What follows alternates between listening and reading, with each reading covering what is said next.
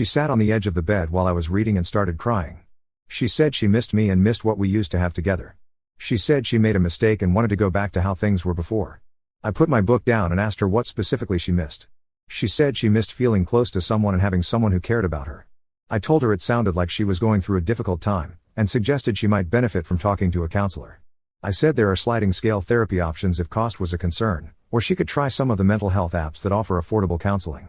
She stared at me like I had slapped her.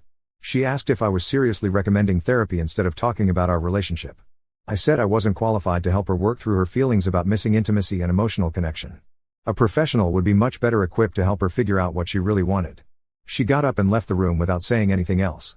The next morning, she acted like the conversation never happened. But I could tell she was studying my behavior more carefully, like she was trying to find cracks in my roommate approach. The lease situation finally came to a head last week. Our landlord sent the renewal notice, and I left it on the kitchen counter for Belinda to see. She found it when she got home from a freelance meeting. She asked me if we were going to renew the lease.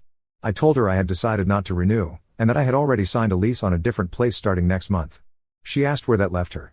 I said she would need to decide whether she wanted to take over this lease by herself or find somewhere else to live. I offered to ask our landlord if he would be willing to remove my name from the lease if she wanted to stay. That's when she completely lost it. She started yelling that I was abandoning her and leaving her with no way to afford the rent on her own. She said I was being cruel and punishing her for being honest about her feelings.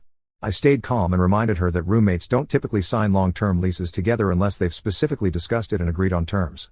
I said I had assumed she would want the freedom to make her own housing decisions as an independent adult. She said I knew she couldn't afford this place on her own, and that I was deliberately putting her in an impossible situation. I pointed out that she had never asked me about my plans for the lease renewal, even though she had 6 weeks to bring it up.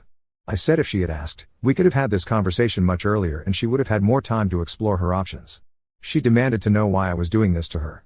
She said I was being vindictive and trying to hurt her because she didn't love me the way I wanted her to. I told her I wasn't trying to hurt anyone. I said she had made it clear that she wanted to be friends instead of romantic partners, and I was trying to respect that by not making assumptions about our future living arrangements. She asked what she was supposed to do now. I suggested she could look for roommates, or maybe move back in with her parents temporarily while she figured things out.